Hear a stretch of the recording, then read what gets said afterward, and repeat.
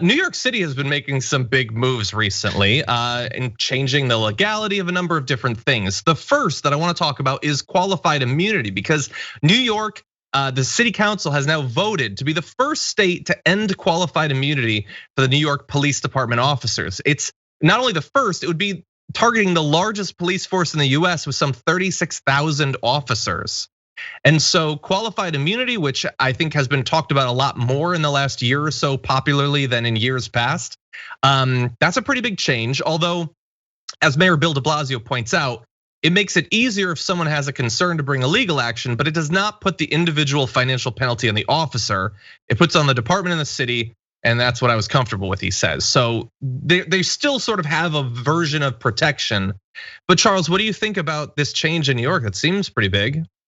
I am proud to be a New Yorker because of this. I have been beating the drum around qualified immunity being a non-negotiable for Black people in America for a while now. I won't say how long, but as a former prosecutor, I can tell you that what I will say is that there's no culture in police and law enforcement without accountability. And now that we can have all the conversation that we want about the toxic nature of America's police force, but until we create some actual accountability within the culture, and this is what removing the barrier of qualified immunity does, we won't see things change. There's something very important about this that I want to point out to viewers though.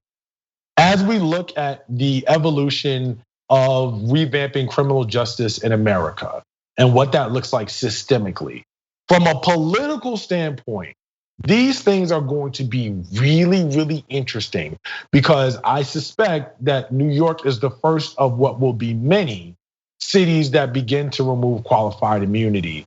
And then when you factor into the equation things like what my good friend Marilyn Mosby, State Attorney General in Maryland in Baltimore, is doing out there, and experiments like that, right? Across the country, by and large, the top 10 cities that have the highest populations of Black people in America are democratically run. So what does that mean? It means that if we are looking at conditions that disproportionately affect Black people in certain communities, and these communities are all democratically run, from a partisan politics standpoint, number one, it opens the door for an opportunity that the GOP is missing terribly. And number two, it's putting Democrats on notice that the more people start looking around and paying attention, they're gonna have to shape up or ship out. Yeah. And it's going to set up a showdown between police unions, police, citizens, community, and crime. Now there's this sort of intersectional nexus of all of these different factors that we are going to see how this removal of qualified immunity plays out, because I can trust and you can trust and believe that police and police unions are mad as hell right now.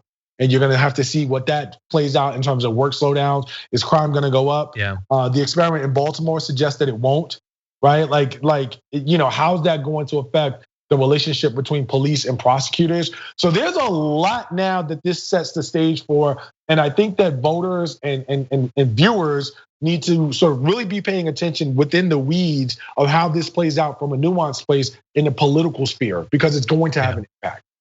Exactly. Yeah, that is fascinating. I do want to clarify one thing. I think I said first state to do this. It's the city. It's the first city to do this. So I apologize if I briefly misinformed anyone about that. So that is a big distinction.